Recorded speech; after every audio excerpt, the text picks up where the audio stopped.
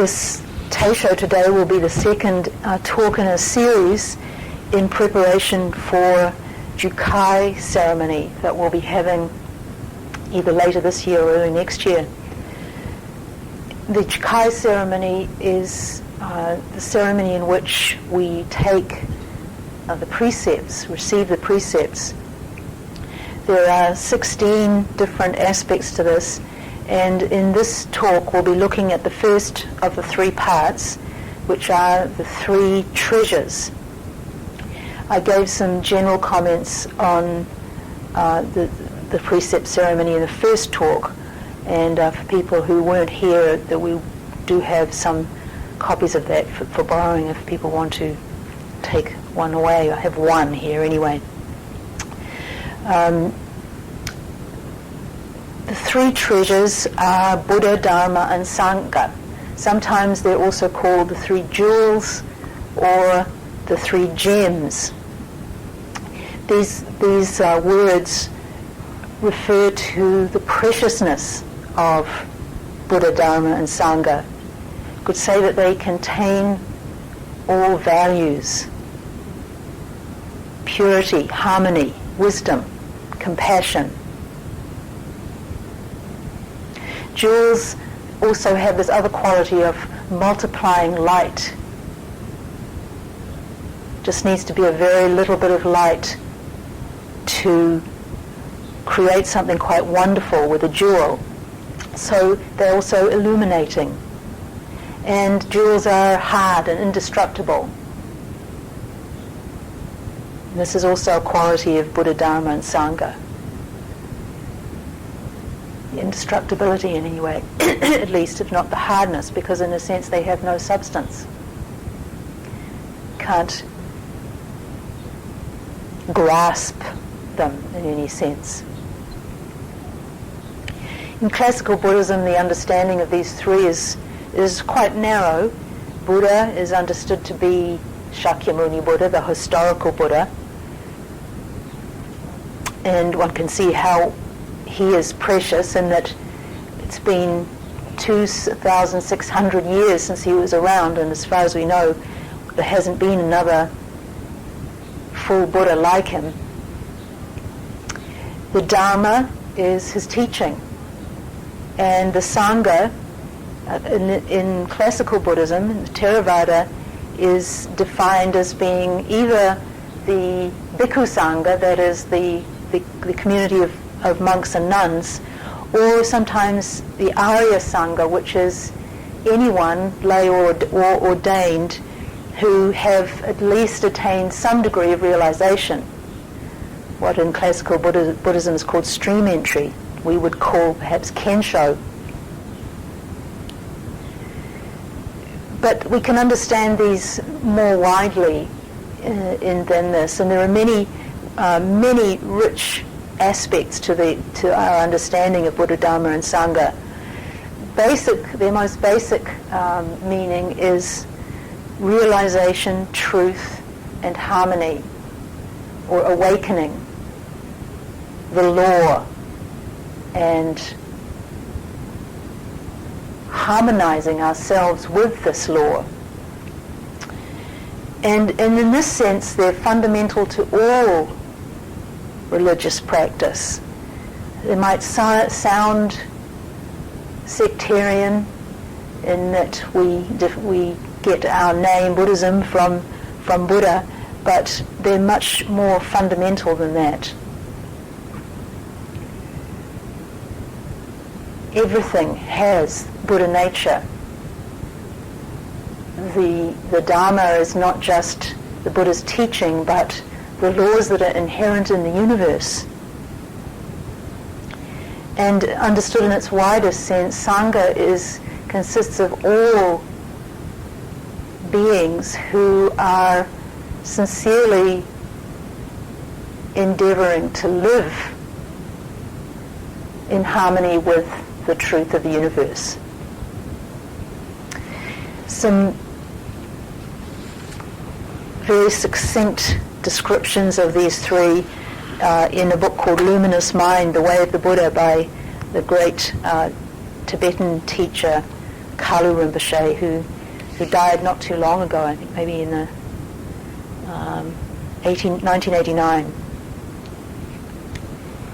This is what he says about Buddha, Dharma and Sangha. Buddha, the pure nature of mind, emptiness, clarity and unlimited potential. It has been with us forever, although masked by veils obscuring its qualities. Buddhas, or great bodhisattvas, have purified or unveiled their minds, allowing all the innate qualities of Buddha nature to blossom fully. Just as when there are no more clouds or haze, the sky is open, bright, and bathed in sunlight. The rare and sublime Buddha is the ultimate realization of mind as completely pure and fully bloomed. This is the concrete example we use to refer to Buddha Shakyamuni and all those who have arrived at that state after him. Dharma. A Buddha is free of all painful conditioning and likely to put into practice whatever is beneficial to beings. That enlightened activity expresses itself in many ways, but primarily through words and teachings on the Buddha Dharma. A Buddha's speech is endowed with qualities that conventional mind cannot comprehend. It causes a rain of teachings of all the vehicles to fall on beings in a language understandable to every being and suitable to each one's intelligence, faculties, aspirations, potential and limitations. This harmonious speech is great at the beginning, in the middle, and at the completion of the path. Vast and deep as an ocean, it continuously benefits beings in this world and many other universes, in as many realms as there are beings caught in samsara. Buddha's teaching is the rare and sublime Dharma, of which there are two facets: the Dharma of the scriptures that show us the path toward enlightenment, and the Dharma of realization, which is the practical and genuine experience of the meanings of the written Dharma. Sangha. Those who study, practice and transmit the words and experience of Dharma make up the Sangha, the community of practitioners of Buddha Dharma. According to the degree of their realization, we can distinguish between superior Sangha and the Sangha of ordinary beings. The first is made up of realized beings already free from samsara, and then second includes all those who have taken vows for their own personal reasons. And then he goes into various groups of vows that people can take. These two classes together make up the rare and sublime Sangha. The second one, the superior or sublime Sangha, is the same as the Arya Sangha that you hear of in the Theravadan teachings.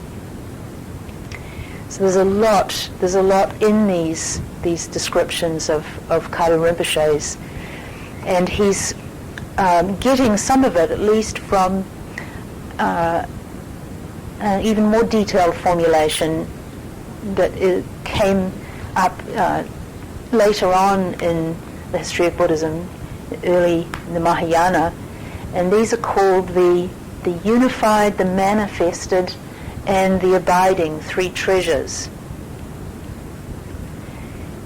The unified three treasures are the most fundamental, and in these, Buddha is thought of as the Buddha Vairocana, he's the kind of cosmic Buddha, not the historical Buddha, but really representing the awakened nature of the universe, the realization of the world of emptiness, of the unconditioned.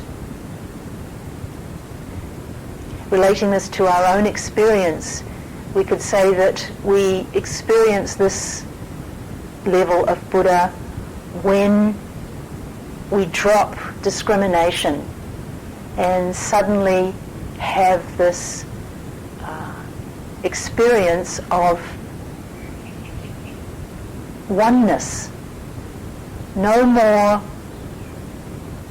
experiencing things as their parts, but of this whole, this vibrant, living, breathing whole.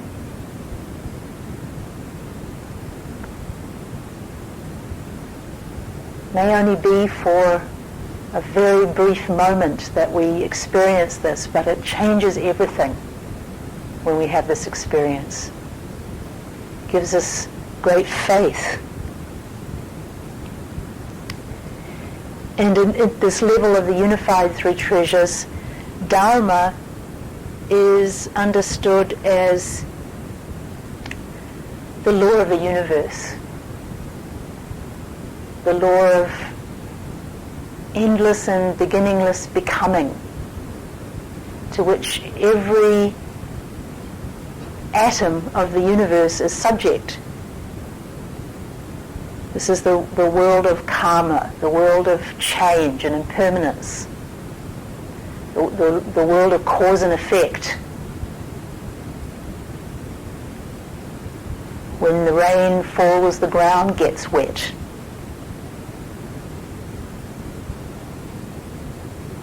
Dogs chase cats.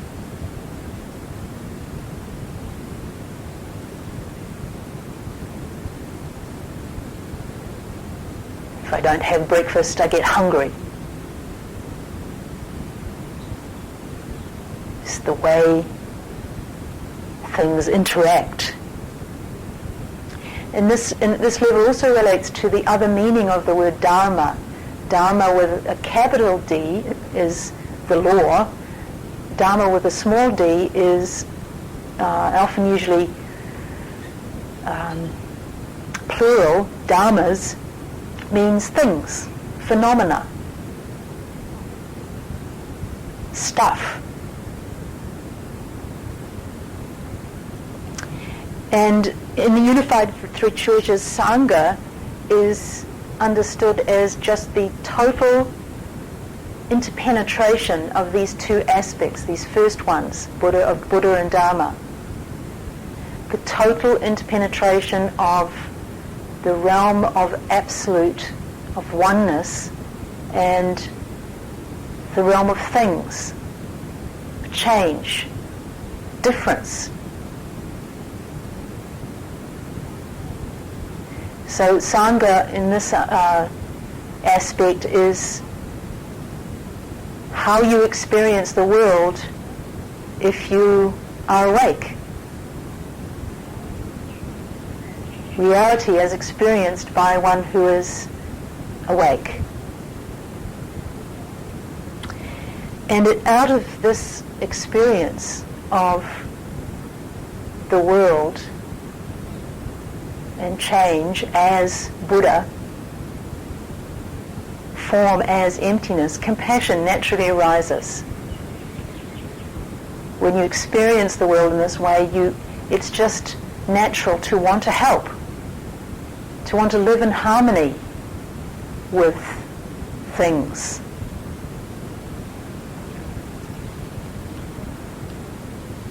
In Japanese, this first aspect, the unified three treasures, is called the Ittai Sambo.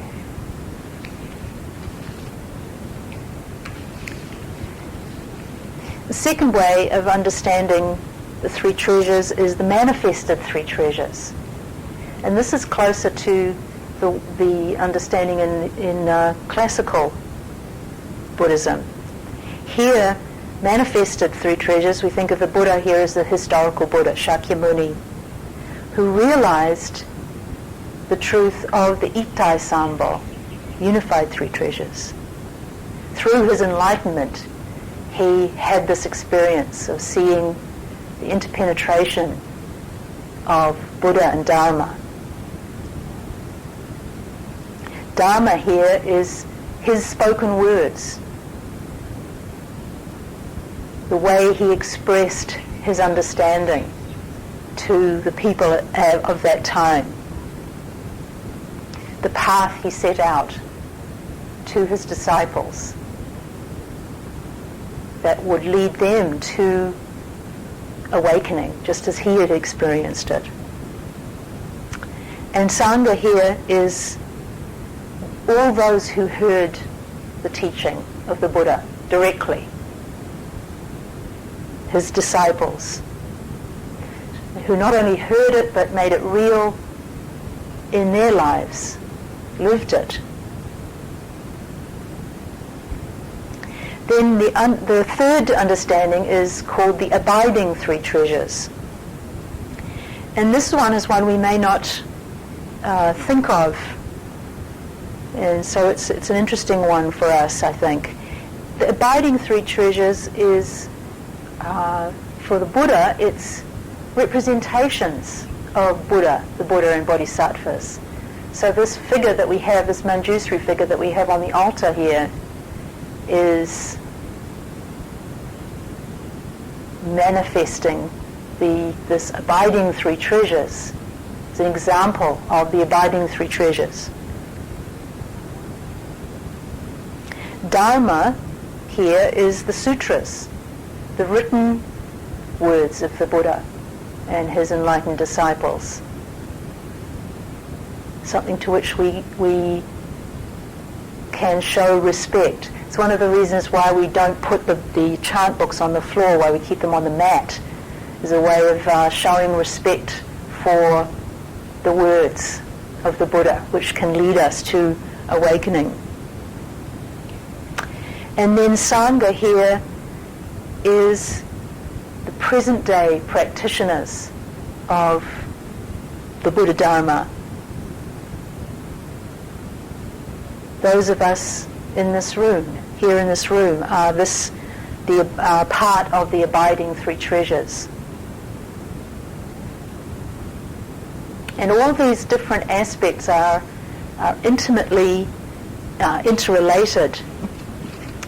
There's a little passage here in the Three Pillars of Zen which sums up how they are so intimately connected.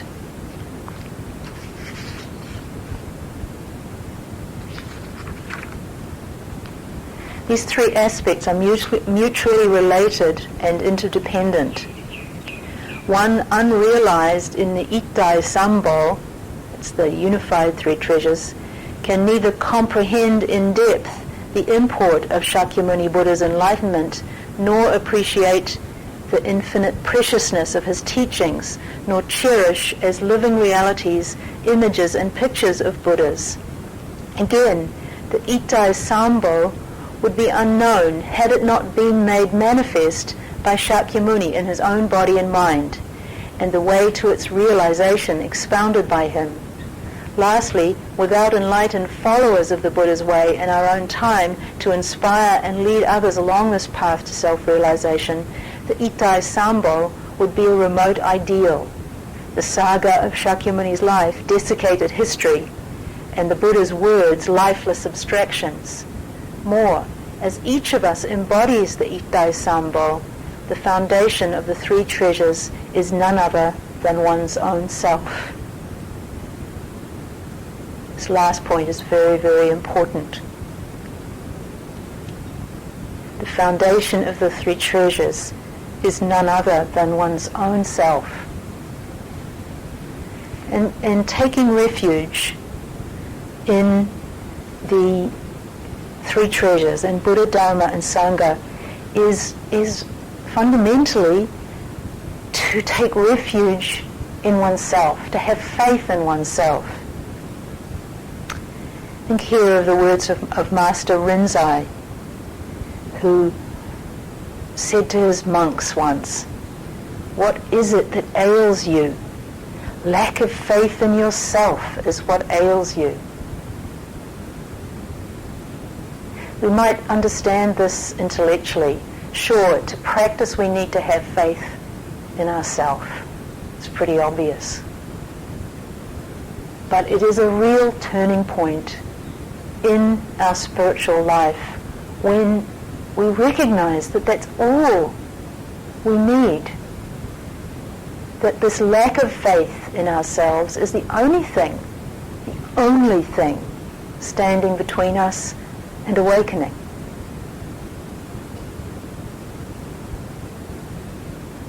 I can vividly remember the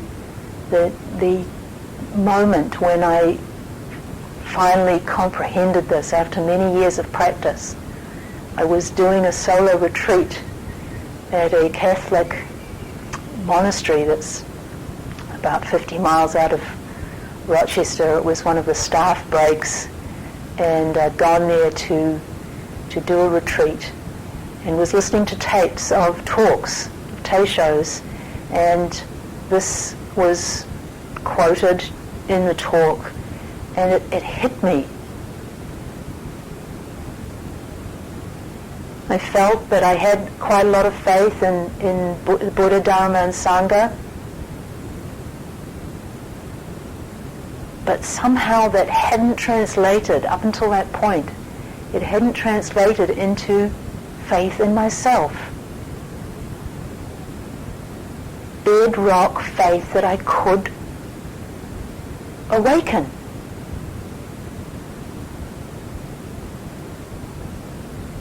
That awakened nature was all around me and through me. I couldn't take a breath without it. This Buddha nature. And yet I didn't know what it was.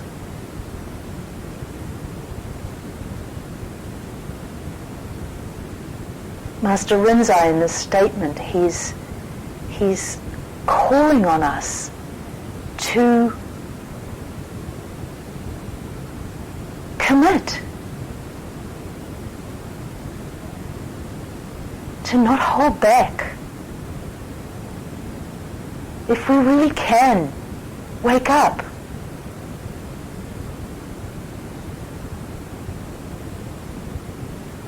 If we really take this teaching to heart,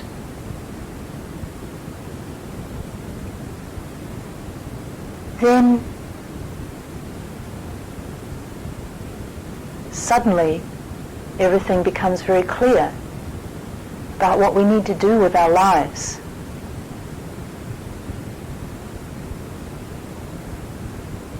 How can we not do the work that's needed to gain this ultimate treasure?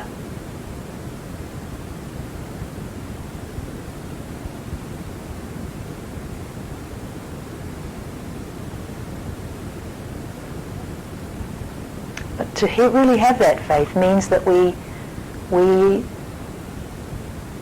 put ourselves out there. We step out of our little safe world of, oh no, it's maybe not this lifetime, maybe another lifetime, or other people might be able to do it, but I can't.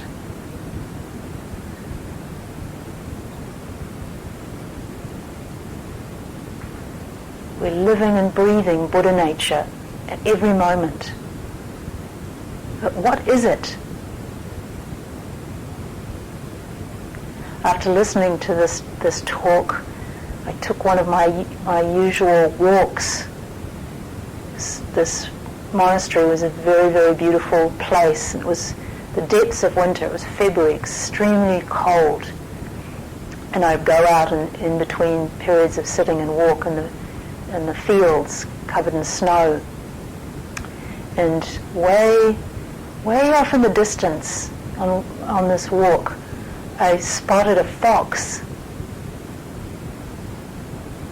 And it was quite far away, but I could still see it quite clearly, and it had caught a mouse.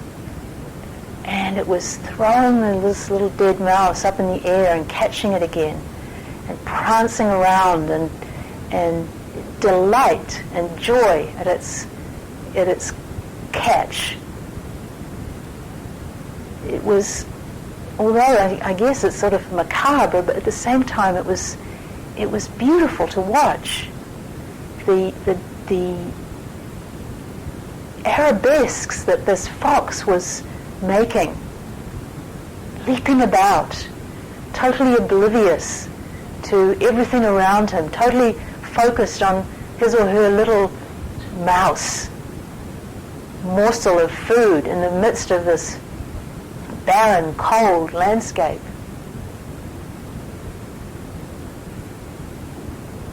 And seeing this playing fox was a wonderful teaching on the kind of application we need to make in our practice. We need to work with joy, with this element of play. Play with it, to leap around different angles, explore the practice from many different points of view, to treat it lightly, not get bogged down in some kind of grim process, which is what I had been doing up until that point, kind of gritting my teeth, aiming to get something.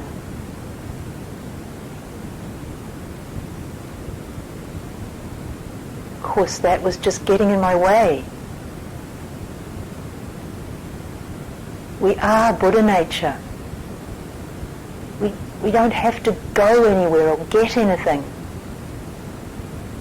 And if we approach a practice in that way, then we're blocking it.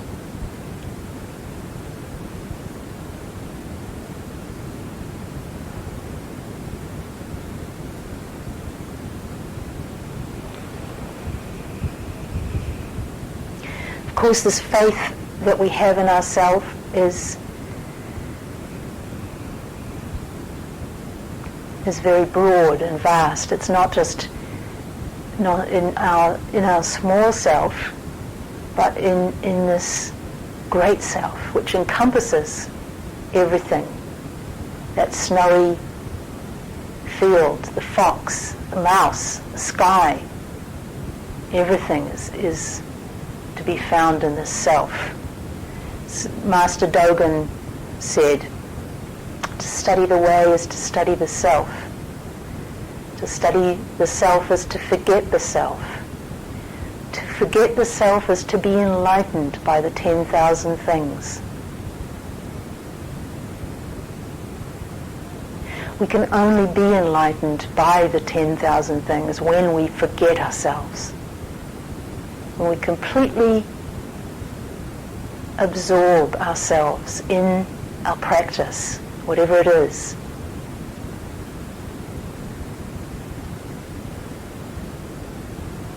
So there's just the breathing.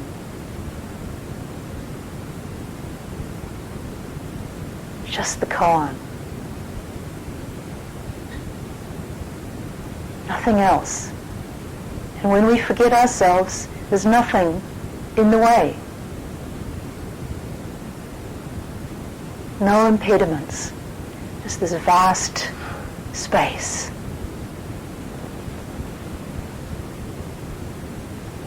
And we're enlightened by the 10,000 things, the 10,000 dharmas, which are teaching all the time. Like that fox. Completely embodying the truth.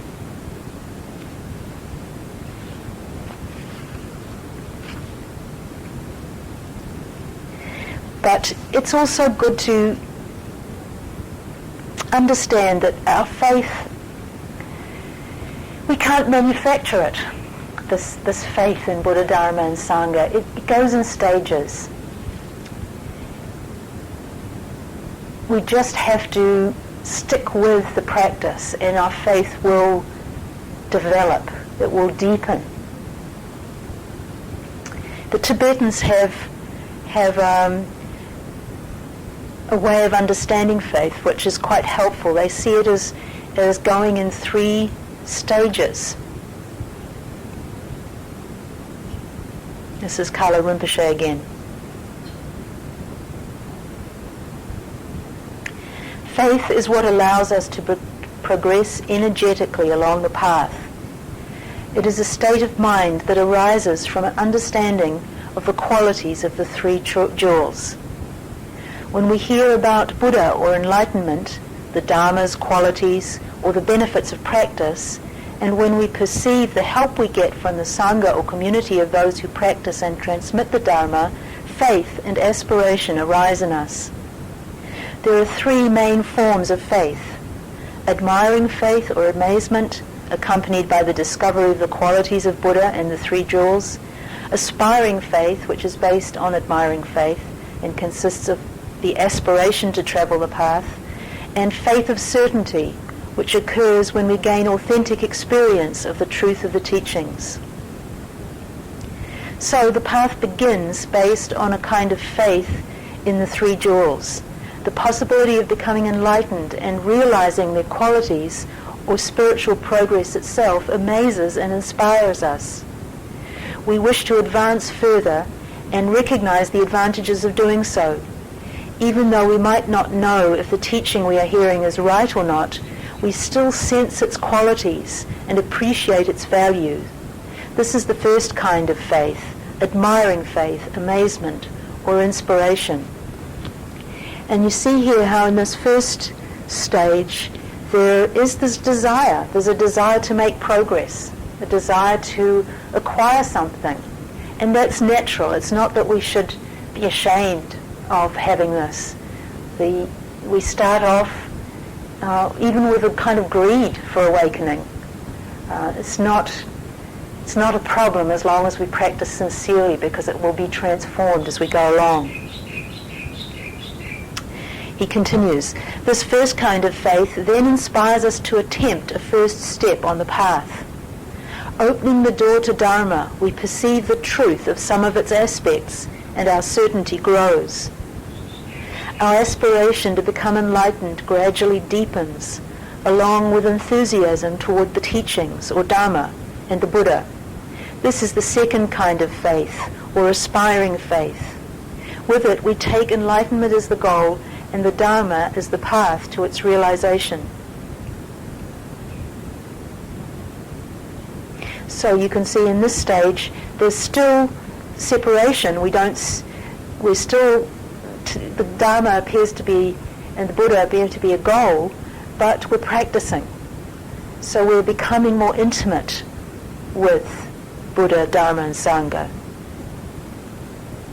Later, as deeper practice gradually increases our awareness, instead of just thinking that the state of Buddhahood and the teachings are wonderful and useful and striving to practice, we taste firsthand that they are correct and authentic. Their truth is directly validated. This is the third type of faith, or the faith of certainty. I think it's fair to say that anyone who is practicing has had some experience that has given them the faith to do this. Some point in this lifetime or in a previous lifetime, there's been some experience that has inspired us. Because when it comes down to, true faith is experience. It may be something very fleeting, but it's enough to get us on the path.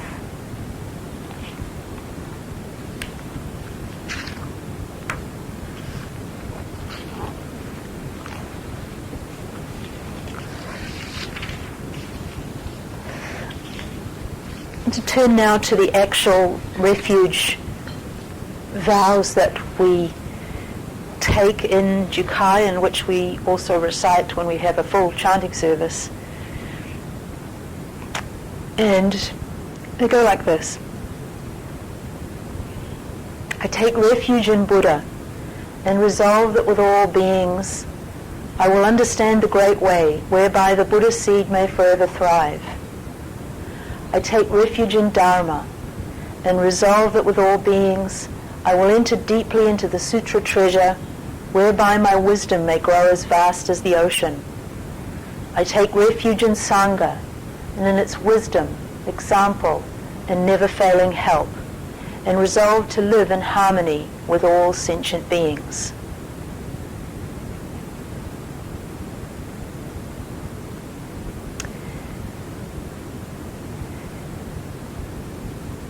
It's pretty clear just reading these how much they're interrelated. In the first two, you have this statement of with all beings. I resolve that with all beings I will understand the great way. And in the second one, I resolve that with all beings I will enter deeply into the sutra treasure. So right there in Buddha and Dharma, you already have Sangha. All beings. One of the versions of what the Buddha said at his great awakening was, I and all beings simultaneously attain the way. When the Buddha was awakened, everybody woke up. All animate and inanimate things.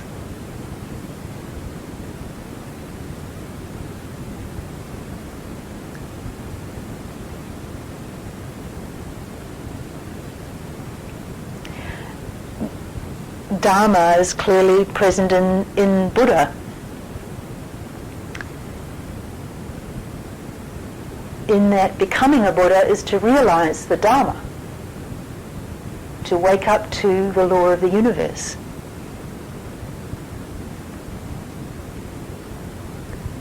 And the Buddha is there in Dharma.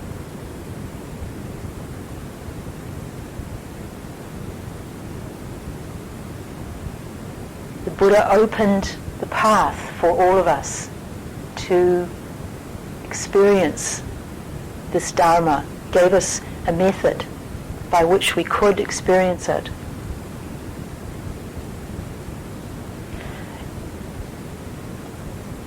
And of course you could say Buddha was the first member of the Sangha, the founding member.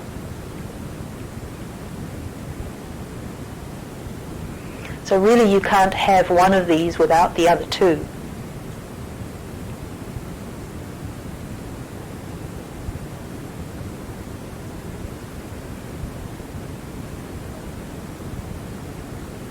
Came across another translation of these from a book by Master Cheng Yen. She's the founder of the Tzu Chi Foundation in Taiwan, and it was interesting to see a different version of these three refuge vows. In their tradition they chant them this way. We take refuge in the Buddha and we pray that all living beings will understand the Buddhist way and exert themselves for Buddhism. We take refuge in the Dharma and we pray that all living beings will enter deeply into the Buddhist doctrines and receive wisdom as vast as the sea. We take refuge in the Sangha and we pray that all living beings will help and support each other without reserve. The first two of these three sound a little sectarian to me.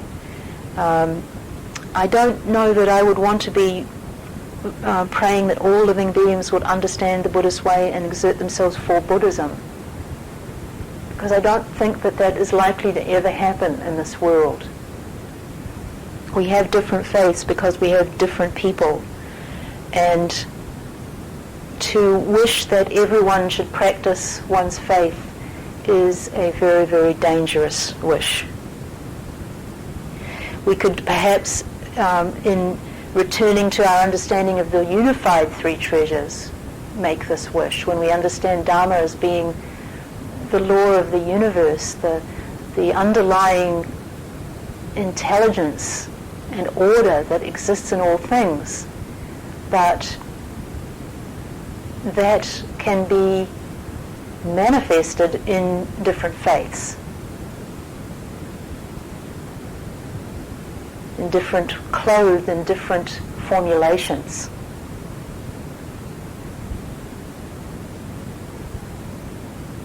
Though in her third vow, it has this universal quality. We take refuge in the Sangha and we pray that all living beings will help and support each other without reserve. That's more the universal understanding. So anyone really practicing the most profound teachings of their faith will be wishing to do this, to help and support each other without reserve.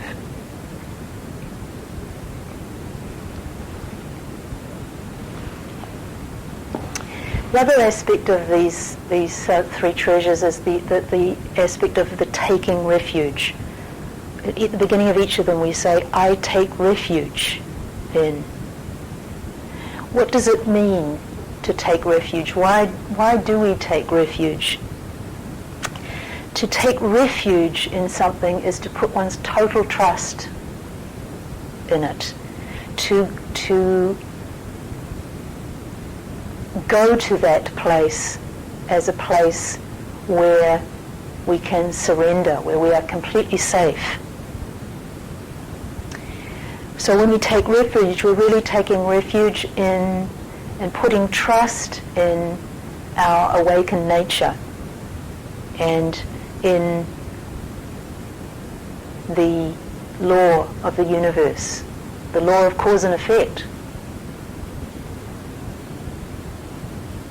And we're putting our faith in the goodwill of human beings, Sangha. It's not something which we hold so much as something in which we are held.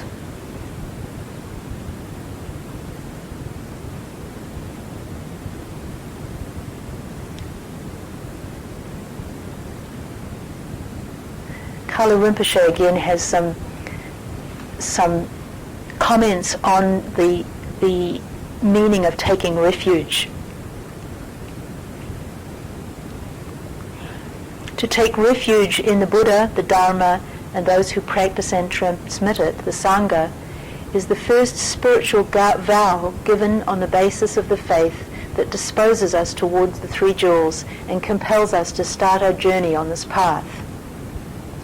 Taking refuge creates a spiritual connection that on the one hand protects us from the fears and anxieties that we may have about suffering in samsaric or conditioned existence.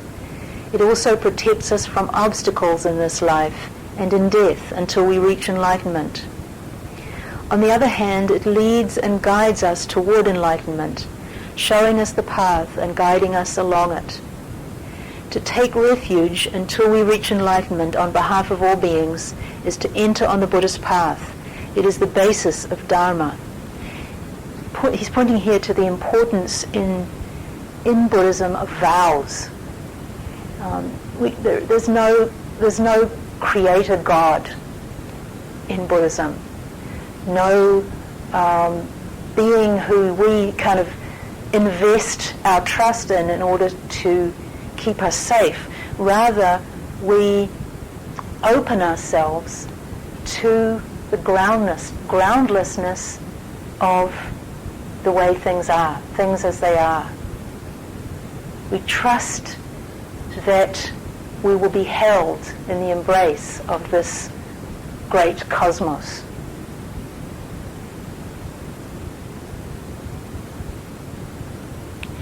And vows give us a place to work from, a footing. They head us in the right direction. As he puts it here, they lead and guide us toward enlightenment. This motivation is crucial in Buddhism.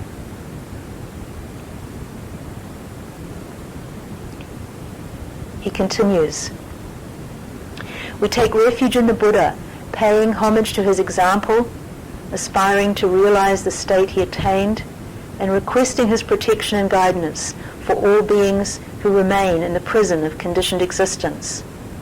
We take refuge in the Dharma, understanding its value. We exert ourselves with faith in the study and practice of Dharma. We take refuge in the Sangha by listening with faith and respect to the teachings and such persons who transmit and practice and follow their example. Taking refuge establishes a positive spiritual connection with the three jewels. It involves us in Dharma and practice, but in no way implies that we reject or renounce a faith we might have in other traditions. It is the basis for traveling the path to liberation. It protects us from what might make us turn away from the path, as well as from intentions and actions that would oppose it. When we truly take refuge, no obstacle can make us stumble, We will no longer be reborn in the three lower realms. And finally, because of our refuge vow, transmigration and the cycles of rebirth will eventually come to an end. He then tells a little story called the relic dog tooth, in which he points out the importance of faith. It's a story about an old Tibetan woman whose son used to go down to India regularly on business, and she used to tell him, please bring me back a relic of the Buddha. India is the birthplace of the Buddha. And he would forget over and over and over again. He would just get caught up in his business affairs, and he would come home without the Buddha's relic. Finally, she said, if you don't bring it back to me this time, I'm going to kill myself. And so he said, oh yes, I really will remember this time. And so he goes off on his business trip. He forgets again. He's on his way home, and suddenly he remembers his mother's oaths. And luckily, he sees the skull of a dog on the side of the road. And so he pulls out one of the teeth out of the skull, wraps it up in a beautiful piece of silk, and presents it on his return to his mother as the relic of the Buddha. And she believes him, and she's ecstatic. And she puts the tooth on her shrine, fervently prays and makes offerings. And apparently, according to the story, the tooth would make gems appear. And when the old woman finally died, various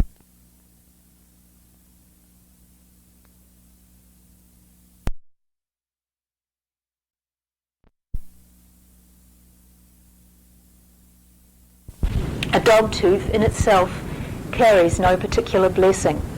But because the woman believed it to be the Buddha's tooth, the power of her faith caused her to receive the blessings of the three jewels. Their blessing is pervasive, but it is our faith that opens us to it. The blessings of the three jewels are there around us, in us all the time. But a lot of the time we're not open to them. We don't receive the teachings. So by in a ceremony, by taking refuge, formally taking refuge in Buddha, Dharma and Sangha, in awakening, path to awakening, in the community of people who are practicing that path, we start the process of opening up to these forces.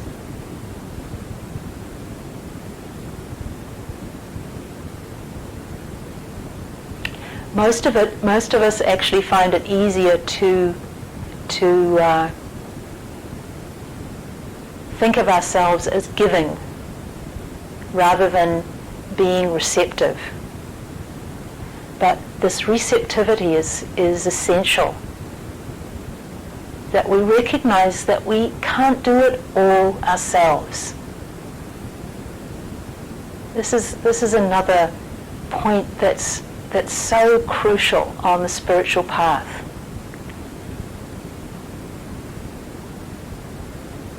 Somebody once said, the first step on a spiritual journey is a cry for help. This may seem paradoxical, that we at the same time need to have this unshakable faith in ourselves, and we need to recognize that we can't do it on our own. But it's only in words that this is a paradox, because our true self is Sangha, this great community of beings harmonizing perfectly the world of emptiness and the world of cause and effect.